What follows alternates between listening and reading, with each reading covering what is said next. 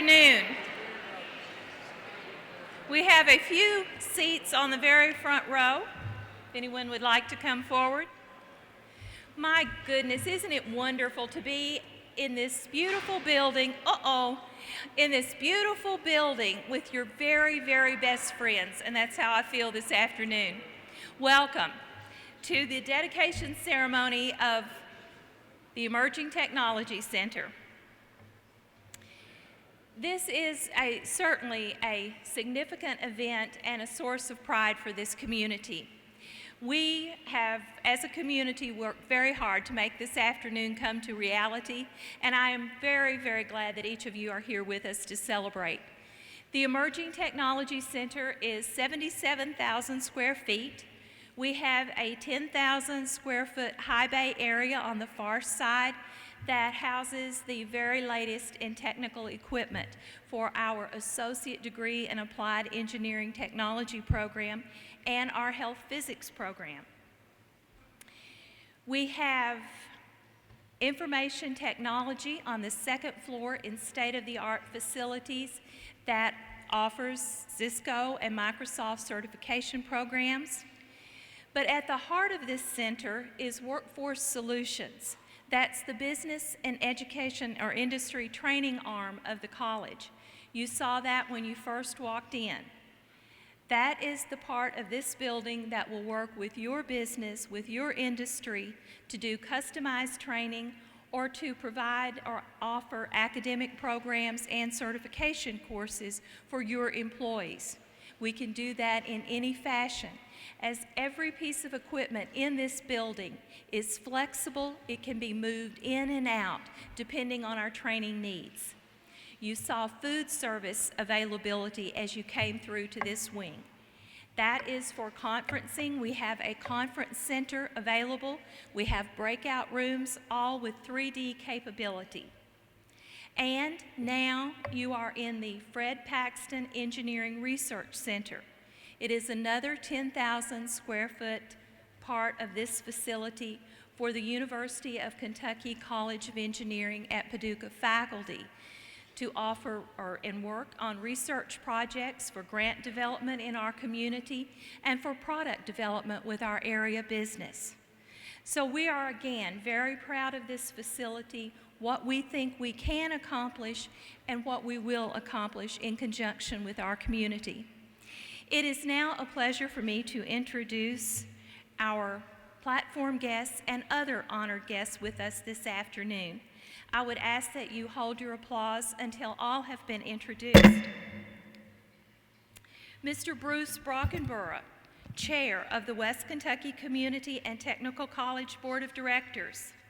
Ms. Ann Gwynn, Chair of Paducah Junior College, the foundation for West Kentucky Community and Technical College. The Honorable Bill Paxton, Mayor of Paducah. Honorable Van Newberry, Judge Executive of McCracken County. Dr. Michael B. McCall, President of the Kentucky Community and Technical College System. Dr. Tom Lester, Dean of University of Kentucky College of Engineering. Mr. Richard Paxton, CFO of Paxton Media. Governor Paul Patton, Chair of the Council on Post-Secondary Education and President of Pikeville College.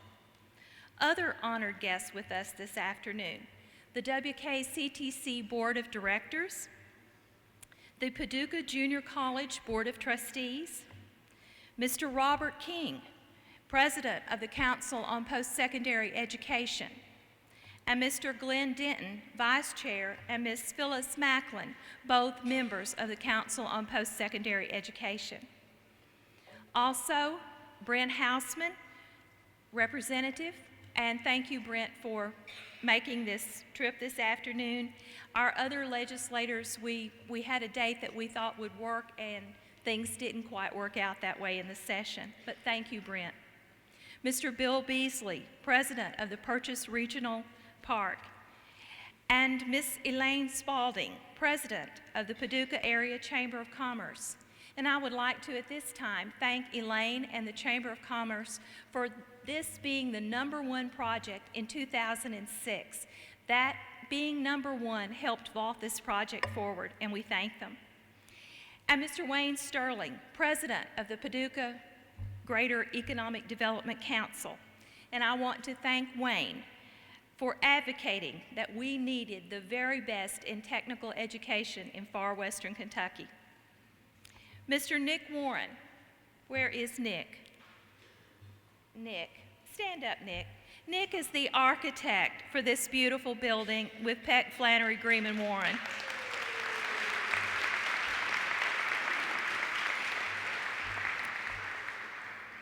And Max Cleaver, where is Max? Max is president of Cleaver Construction, the contractor for this project. Thank you.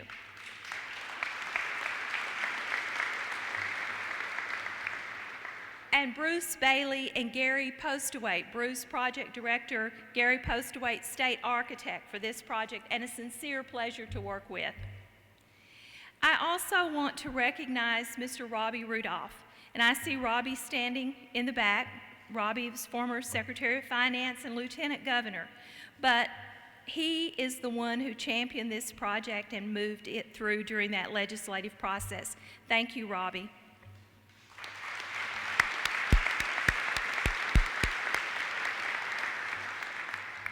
And I want to extend a sincere thank you to the Emerging Technology Center Advisory Committee. Many of them are here this afternoon.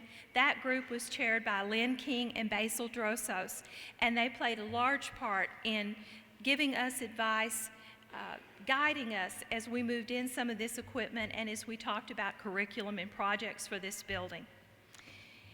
And I want to offer a sincere thank you to the donors who are with us this afternoon. They are listed in your program. And there is a recognition in the front lobby. But we had a very small window of time, a small opportunity to be able to connect the Fred Paxton Engineering Research Center, this wing, to the remainder of the facility. What we needed, of course, was money, and we needed persistence to make that happen. So our donors that you see listed stepped forward, and we owe them a huge thank you for making this entire facility a reality. And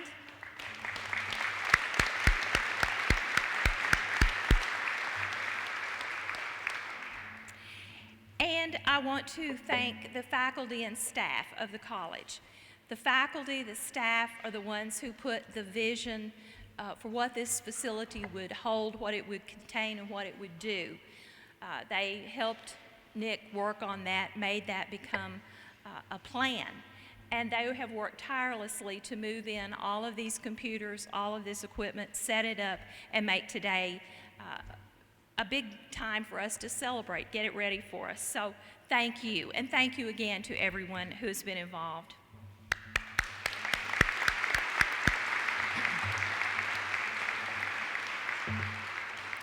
I believe that the engineering or the Emerging Technology Center is the continuation of a dream that was started long ago. In 1909, West Kentucky Technical College, it was West Kentucky Industrial College, started and founded for African American as a teacher training institute. And Paducah Junior College in 1932, later becoming Paducah Community College under the University of Kentucky. And in the early 90s, we had another dream, and that was to keep our very best and brightest. That's what we said during that time, keep our very best and brightest at home. And through an educated workforce, we could have better jobs, keep better jobs, attract better jobs.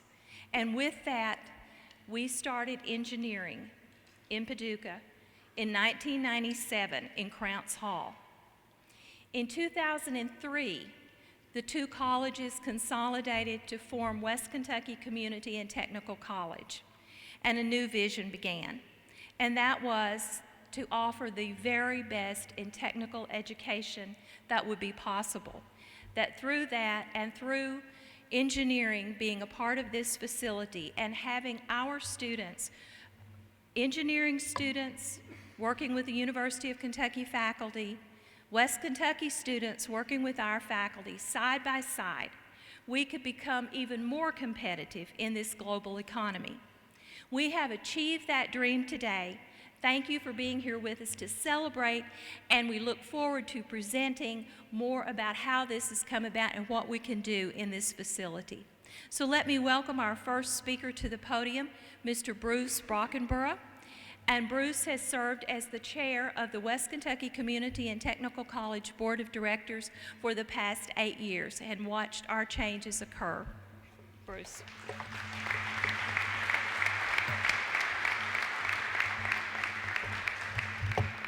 Thank you, Barbara, and thank you for the opportunity to allow me to speak today. As you can imagine, it's not every day that I or a member of my family gets to speak on the occasion of the opening of an educational institution. It's rare, but it's not unprecedented. Even good friends of our family don't realize that my great-great-grandfather founded the law school that would eventually become the Washington and Lee University School of Law. And on the occasion of the opening of that school, Judge John White Brockenborough addressed his inaugural class, and he said, allow me to quote, "Unless the natural abilities which God has given us, how vast soever they be, are improved and developed by unflinching and persevering study, they will be wholly valueless to their possessor. It is the combination of genius with labor that achieves success, and he who expects it otherwise struggles against an irreversible decree of providence." Now, Judge Brockenborough's choice of speech was a little flowery by today's standards, but his message was simple and it's still true.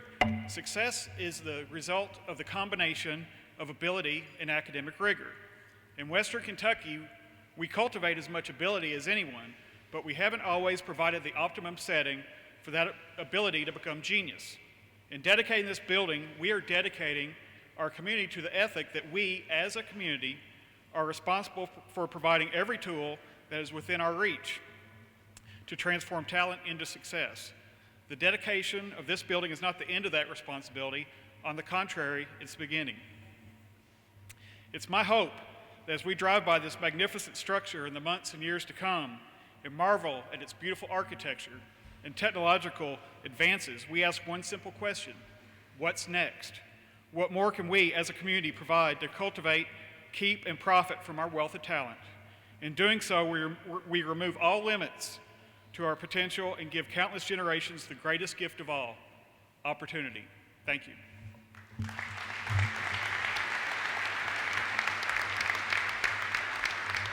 you, Bruce. This college is very fortunate to have as its foundation Paducah Junior College. You're familiar with Paducah Junior College because you think of it as quality, excellence, and you have trust.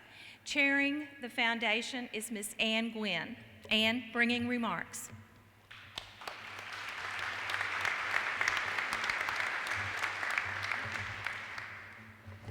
What could be better than a gorgeous spring day to christen this gorgeous new facility? I wish I could take even an iota of credit for this wonderful learning opportunity that this building represents. But the kudos actually involve and belong to those of you out there who are in the audience today who've done several things to make the project a reality. In addition to those who are with us today, we also owe a big debt of gratitude to community leaders who are no longer with us. And while I cannot be a hologram like there is supposed to be out in the front hall as you enter that gives you directions, and I cannot give you any high-tech words of wisdom. I'm a very low-tech person. I can offer some history and some perspective on the development of this marvelous facility. And if I could, I'd like to turn back the clock about 15, 20 years. It was a very pivotal time in the annals of higher education in our community. Paducah at that time was still chafing from criticism by the Fantas group. And for those of you whose memories are as long as mine, you'll remember that that was an economic development group who came in and, among other things, chastised Paducah for not having the foresight to found a baccalaureate degree granting liberal arts institution here. and they cited the lack of higher educational opportunity as a primary deterrent to economic development. So 20 years ago, Paducah's leaders were rightfully debating what steps could be taken to expand higher educational opportunities in the Purchase area. Now, couple that with concern by local plant managers, regional plant managers, who were experiencing some trouble in recruiting folks with professional engineering degrees. Engineering jobs were among the highest paying in the region. So a scarcity of people who were willing to come to Paducah and live and work here was indeed cause for concern. And it didn't take a rocket scientist or even an engineer to figure out that that could be a potentially devastating insult to our local economy. What if we couldn't staff our economic engines, the West Vacos or Goodrich or Hugh Blinds? And worse still, what if they pulled out of the area? To make a long story short, community, business, political, and educational leaders all realized that we needed a big transformation in the educational opportunities available to our citizenry. The conclusion was that Paducah needed to grow its own engineers. At the time, the Paducah Junior College Board of Trustees had contracted with the University of Kentucky's Community and Technical College system to provide associate degree programs here. But baccalaureate degrees and professional degrees were beyond the scope of our local college's mission. And in fact, the only institution of higher education which offered the PE degree and also had a statewide service mission was the University of Kentucky, 240 miles away. We had to come up with something to decide our economic determine our economic well-being pretty fast. And the powers that be decided engineering education was what we needed. The next question then was, well, how are we going to address all the problems attendant on starting a new program? And who in this community was going to be the person that would lead the charge for change? It had to be someone that could command respect outside of the Purchase area and that had the leadership skills necessary to navigate through the obstacles and opposition that was sure to come, and which, in fact, did come. Fred Paxton wasn't looking for another leadership opportunity at the time. On the contrary, Richard had come back home, and you had David and Jim. Only Nancy was gone. But the family business was in good hands with the next generation of leadership, and Fred had finally gotten a little time to himself that he and Peggy were going to enjoy in retirement. But when the community asked Fred to lead the charge, and fortunately for all of us, he accepted that call. He took it on gladly, and it was not an easy road. Most of it was uphill and rocky and 240 miles away at least, as those of us who have made the trek back and forth to Frankfort and Lexington can attest to. And it was very, very, very contentious. But Fred led. He led despite very vocal critics, and he convinced other persons of affluence and influence to champion the cause. And thank you, Governor Patton, for being one of those champions. What has happened on this campus and in this community since that time is a direct result of the events put in motion more than a decade ago during Fred's tenure on the Paducah Junior College Board. Now let's fast forward to today. Much like Crowns Hall, which was the engineering hall, the Emerging Tech building was built in response to needs articulated by local business and industry. This is not the educational establishment telling people what they need. This is a response to people in business and industry telling education what they need.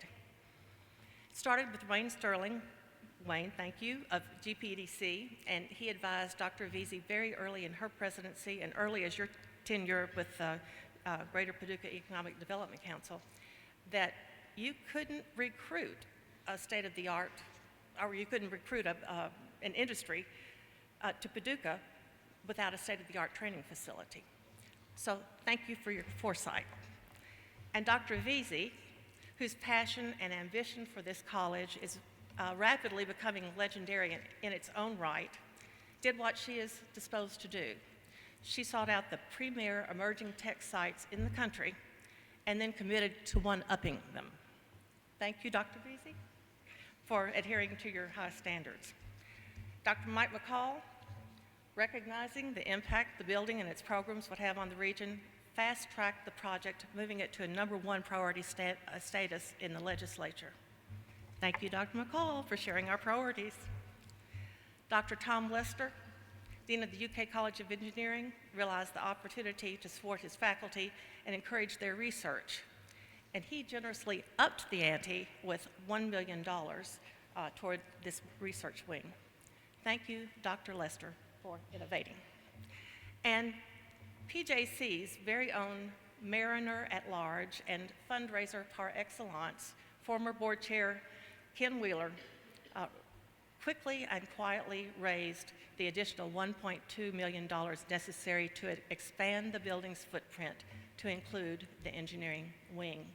Thank you, Mr. Wheeler, along with all the other generous donors who have helped to make this facility a reality. And on behalf of Paducah Junior College, thank all of you for being here today, and let the celebration continue. I am quite sure that Fred Paxton would be very, very happy at this party.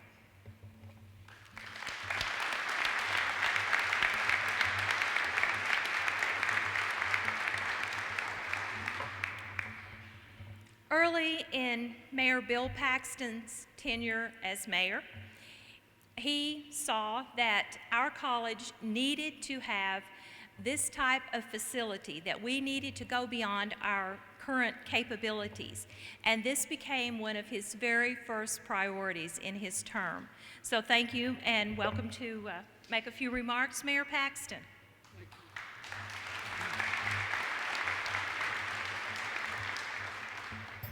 To me, as far as economic development goes, this is the last piece of the puzzle. And let me tell you what I mean by that.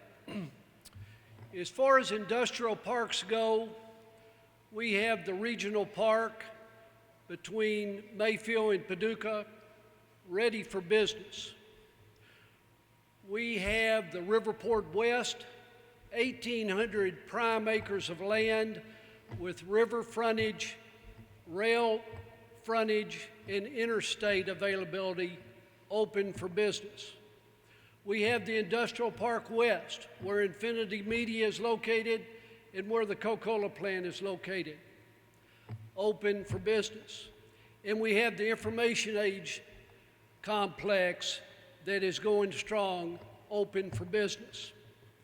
Secondly, the organizations that are recruiting economic development, you got Greater Paducah Economic Development under Wayne Sterling's leadership, Sandra Wilson, who is chairing that this year, and they recruit traditional economic prospects. You've got our entrepreneur group under the leadership of Terry Reeves, who are trying to get people to start their own business and create jobs through entrepreneurs. You've got Bill Beasley, who is recruiting industry for the regional park. And you've got the county judge and the mayor's task force, along with engineers out at USEC, that are working hard to bring nuclear-based industry to the site where the USEC plant is today. But I think Paul Patton, with his vision of starting KCTCS, was critical. This building would not be here unless KCTCS was started. You got bringing Dr. McCall to the state of Kentucky to lead that was critical. You have people like Fred Paxton and the Paxton Foundation stepping up, along with all the other donors that have helped on this, is critical. So I thank all those people. I also thank Dr. Veazey. Obviously, without her leadership, this would not have happened. So I just pledge as mayor that I'm going to do everything I can during the remaining 3 years that I'm mayor, that we are successful in bringing good jobs, keeping the jobs that we have, and growing Paducah, McCracken County, and this region by working hard in that endeavor. So to everybody involved, thank you, and thank you all for coming.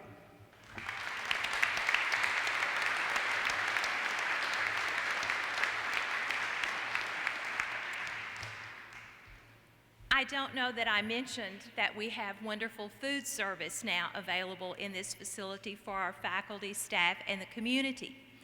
And I came over, and there sat Judge Van Newberry having lunch, and I joined him for a few minutes.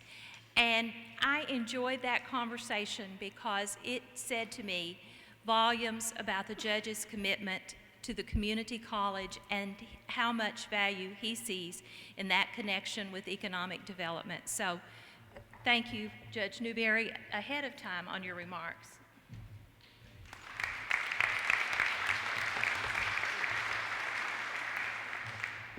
The truth is, Basil Drosos offered to buy me lunch that day, and I'll show up just about anywhere for a free lunch, so thank you, Basil. So, anyway, on behalf of the McCracken County Fiscal Court, I am honored to be here today.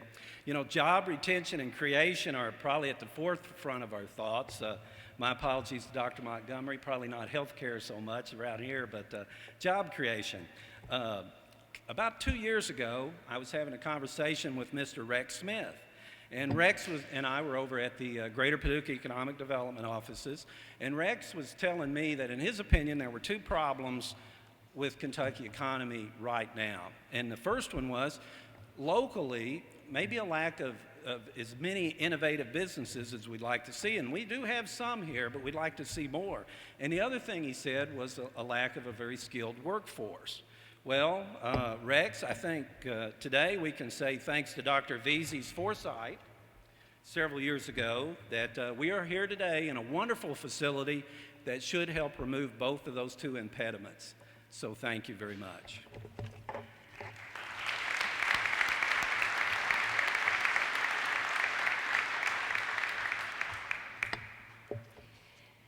Dr. Michael B. McCall serves as the founding president of the Kentucky Community and Technical College System. This past fall, we had an enrollment of over 100,000 students statewide. We have achieved many targets as a system that are behind the scenes, but that I do think vaults us to the premier community college system across the nation. That doesn't happen by chance. It results from outstanding leadership, and we have that in Dr. Michael McCall.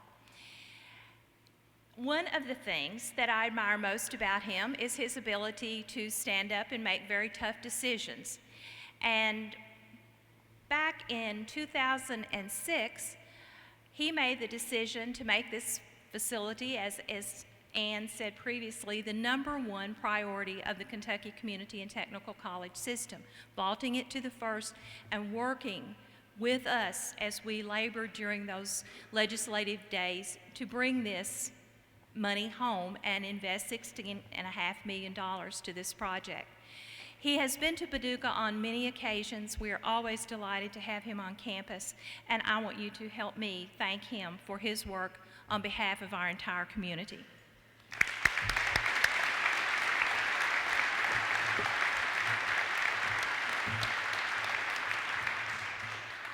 Well, thank you, Dr. Veazey. I'm certainly delighted to be back in Paducah to see this wonderful city that I enjoy so much coming to. I'm honored to be on the stage with so many people that have had such a major part in this building and having it where it is today for us to be able to open it. You know, and you've heard a lot, and you've heard some of the background. They've kind of made it look easy. But let me tell you, it wasn't. Tell you a little bit about some of the things that happened. Dr. Veazey, under her leadership, as she began looking to the future, talked to me one day and said, what do we need to do to get a building? I said, one of the things you need to do is you got to convince me, and two, we need to make sure that everybody's involved and is on board with this. So 6 years ago, she invited me here to this community, And little did I know of all the people. She told me some of the people, but they took me around to meet with a lot of different people. Elaine with the Chamber of Commerce, the mayor, the judge executive, Wayne Sterling, and the list goes on and on. And they drugged me around here from meeting to meeting, but showed me what they were focused on and the value that it needed for this. And the fact that today is the first building in 20 years that has been supported by state funds is a tribute to what they have been able to do. So the journey has been a wonderful journey, one that has culminated in this, and it's because of partnerships, though, that have allowed us to begin doing the things. A partnership long ago with the University of Kentucky, Murray State University, and others that have been involved with it. The partnerships went to the extent that as we did get the project funded, we got a project number for it, and we got a description, and we started the design phase of it. And then the partnership from the University of Kentucky came and said, you know, we really need to expand so we can have a research facility, so we can have these wind tunnels at a place right here in Paducah. And would it be possible then we could just tack on and be a partner with this? Now here you think about it, the project was ongoing. And it had the support certainly of Dean Lester, support of Dr. Todd, and he and I talked about this. I said, well, let me see what we can do.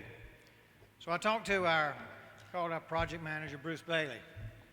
I said, Bruce, can we do something like this? Can we really work it? You know, one, we didn't have the funding for it, and so we said, Dr. Vesey said, well, I'll raise the money.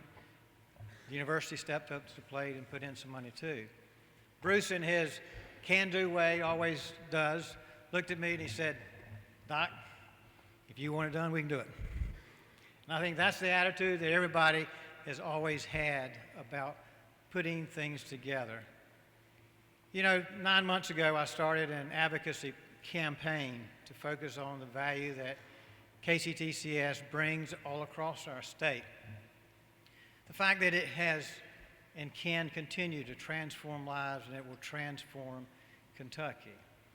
This building is an example of what is going to occur in the future. This building is not just a facility, but it's an investment in the future of this region, but an investment in the future of the state as well. And one of the things that I always talk about is our points of pride.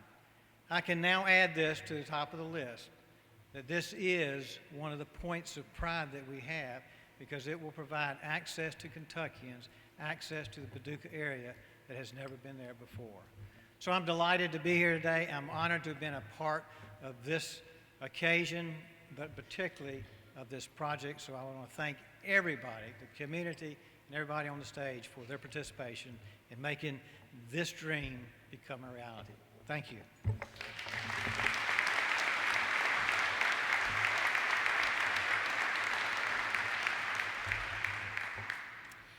As a president, I know that if the faculty is not behind you, if they don't go along with the idea, it simply is not going to happen.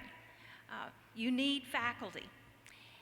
And I appreciate that fact, and I certainly thank Dr. Lee Todd for his work and contribution on making the Engineering Research Center a part of our big scheme.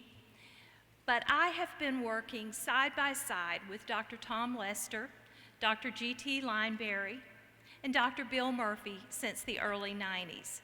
And I know who really made this happen. So I thank each of you, and I thank you, Tom Lester. Please come forward and make a few remarks. But these are our friends.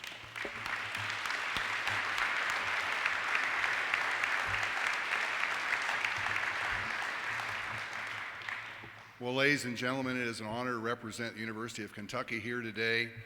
Were our president here, he would agree with me that the dream is alive in Paducah, Kentucky. Soon after the Challenger disaster, NASA put a VHS out that talked about the dream is alive, and I can think of no better title for what's going on here in Paducah over the years.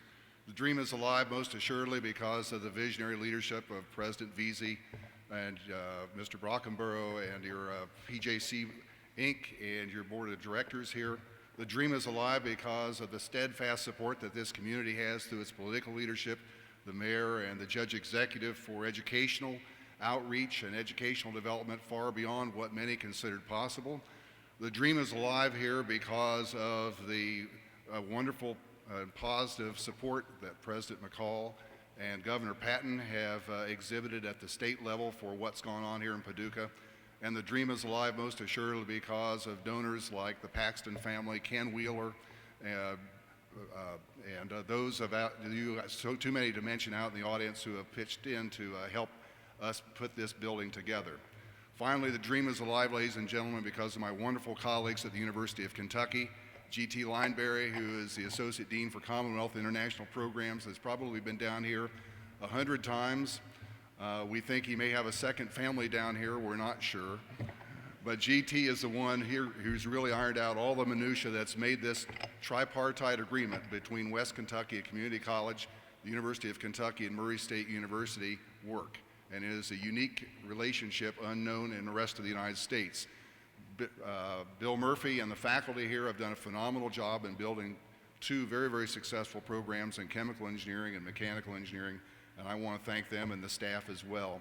And finally, I would be remiss if I did not thank my boss, the president of the University of Kentucky, and the provost, Kimball Subaswamy, because when I stepped out and made $1 million commitment, they didn't swat me on the hind end when I got back to Lexington. And in fact, Lee and Swamy said, we'll cost share it with you.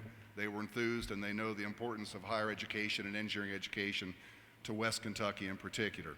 So, ladies and gentlemen, the president, were he here, and he regrets that he could not be, would say that Paducah is a community that gets it, and we at the University of Kentucky are proud to be here and helping you vision for the future and working towards a stronger economic growth for this region of the state. Thank you very much.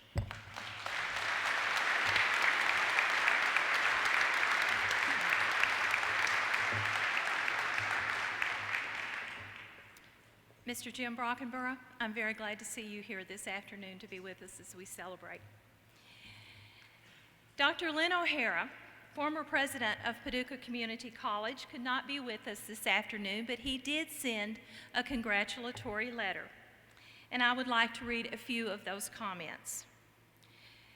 To succeed, every team must have a great leader, the one whose inspiration, whose very presence cements and sustains the cause, the kind of leader that every team member knows will never let them down, a leader whose credibility opens doors and whose integrity eclipses the detractors. This multi-technical marriage of Kentucky's best had such a leader. He was our champion. We knew it then, and we are reminded of it now. There can be no denying that without Fred Paxton, this day never could have or would have happened. It was Fred's integrity and his reputation for fair dealings that rallied thousands of supporters. Through him, we all gained strength. Lynn's comments are so very true, and I know that we feel that through this entire assembly. And I would like to recognize the entire Paxton family and express our thanks, and ask Mr. Richard Paxton, representing the Peggy and Fred Paxton Endowment, to please come forward.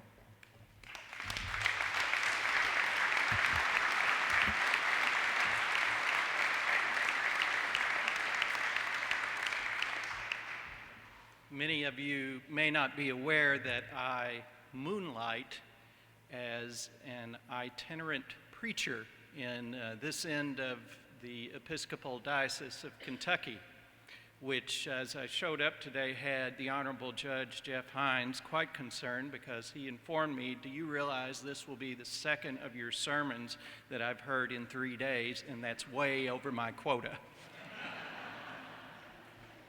But don't worry, Jeff. The only thing of the preachy variety that I have to say is that I do not believe that a person ceases to exist simply because he checks out of this earthly existence. Don't get me wrong, there are many, many of us in this room that sorely miss Fred Paxton's physical, tangible presence today. But there are moments when his presence is nonetheless very real and very palpable. My dad was passionate about this community and about a lot of issues, but I have never seen him more fired up over anything than he was over engineering education in this part of the state. And my mom was well aware of that, which is when the desperate need for funds for this part of the project was solicited, that she advised the Community Foundation of West Kentucky to channel funds from the Fred and Peggy Paxton Fund toward this project. I'd like to thank the board of this college, the faculty, and the staff, but I'd like to thank all of you who worked to make this dream become a reality. Because every time I pull up to that stop sign at the end of Pecan and see his name up on the wall, you make his presence very tangible and real for me. Thank you.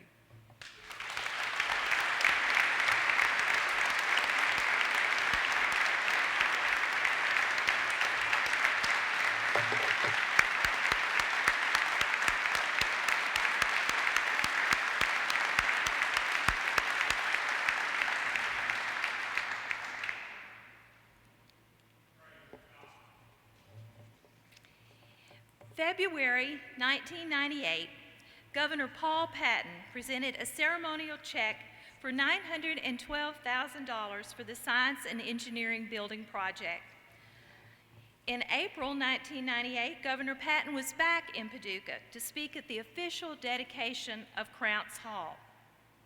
I believe then that Governor Patton identified with us that our young were migrating out to find work elsewhere. He had seen the very same migration in eastern Kentucky.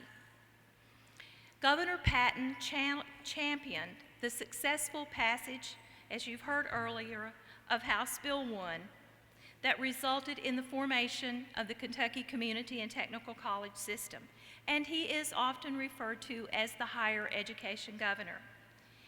He knew that in today's fast-paced, technology-driven economy, that we would need to embrace lifelong learning and have that opportunity to bring in our young people, bring in those who had already were in the workforce but needed retraining.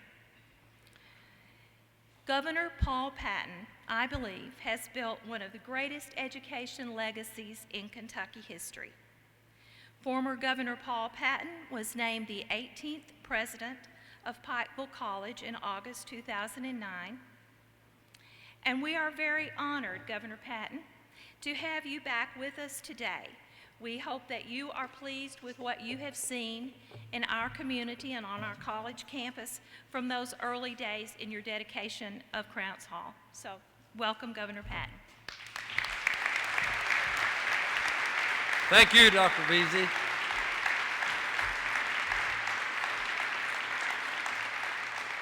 And thank you all for inviting me back today. It is obviously a very happy occasion for you in this community, but it's a very happy occasion for me also because, you know, seldom do things turn out better than you expect. And certainly this represents a lot of things that turned out better than we expected. Starting with the Community and Technical College system, a venture whose mission was less clear 10 years ago, 12 years ago than it is today. And it has resulted in what is admittedly one of the most outstanding institutions of its kind in the country because of a lot of things, the leadership of Dr. McCall and the various people that served on his board and and the various communities that they've had the responsibility to work in, and none better than the Paducah, McCracken County community.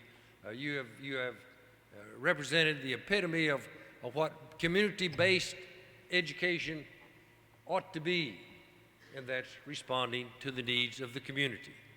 And while our large institutions have a mission that is broad, our community colleges have a mission that is focused on their communities. And it may be different in Ashland or Bowling Green or Paducah or Owensboro. And this community has responded to the needs of your industry and your business and your people. And that's the way it was supposed to be. And so I congratulate all of you. I certainly understand why that you are so proud of your community. You've been a pleasure to work with, starting from, I had the opportunity, I want to introduce Bob King. Bob King, stand up. This young man is the president of the Council on Post-Secondary Education, of which I serve as the chair, and he's from,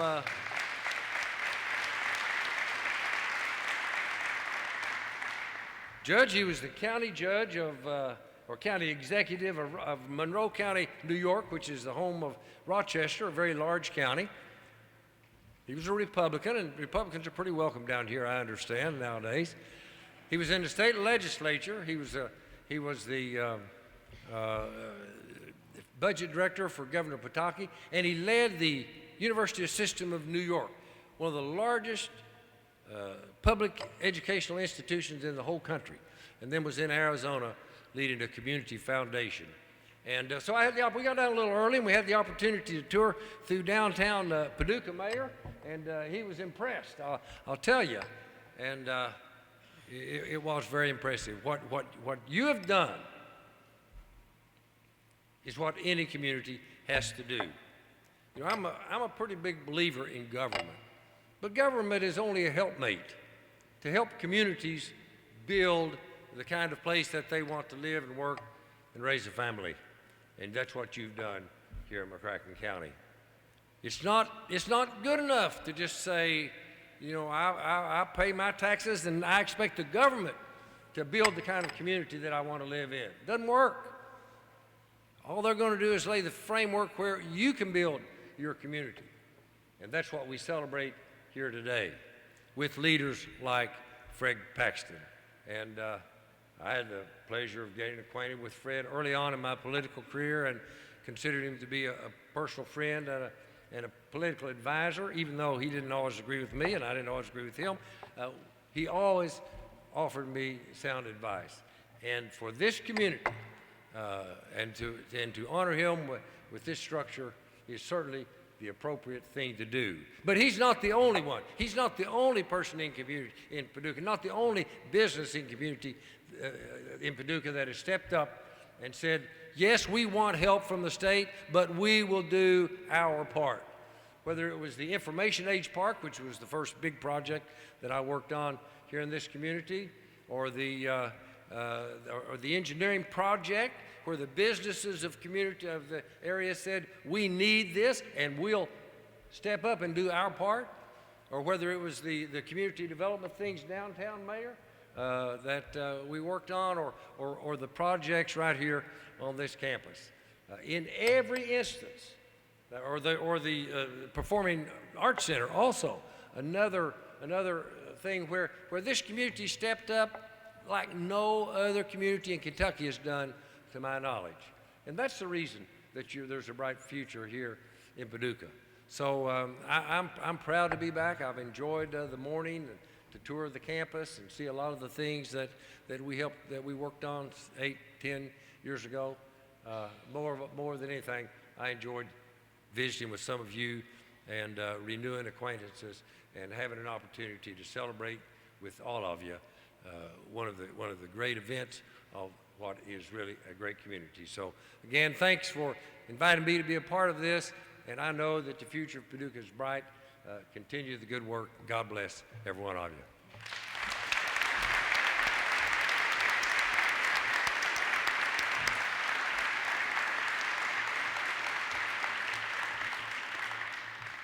am going to invite our platform speakers, if you would, to assemble down in front of our plaque. And we're going to take a photograph of unveiling the plaque that will hang in the front foyer.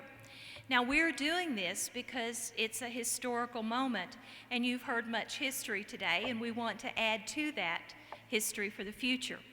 But I want to, as we end this ceremony, to say that we have the very latest in technology in this facility, and I think as you tour, and I hope that you will tour, that you will see what a wonderful asset we have in our community. This is your college, this is your building. We will provide the education that is our pledge to you that will be up to date, current, and on the cutting edge for the future. So if you will, allow us to take a few moments. If you could make your way down, Dr. McCall, we'll start with you, or Governor Patton, head down, and let us do this photo, and then we invite you to start the tours. Tammy Thompson will be leading tours. We will have tours leaving every 10 minutes, beginning at 3:15. Every 10 minutes at 3:15. We have music, we have refreshments, and at this time, I want to thank you again. I do feel like we spent the afternoon with friends.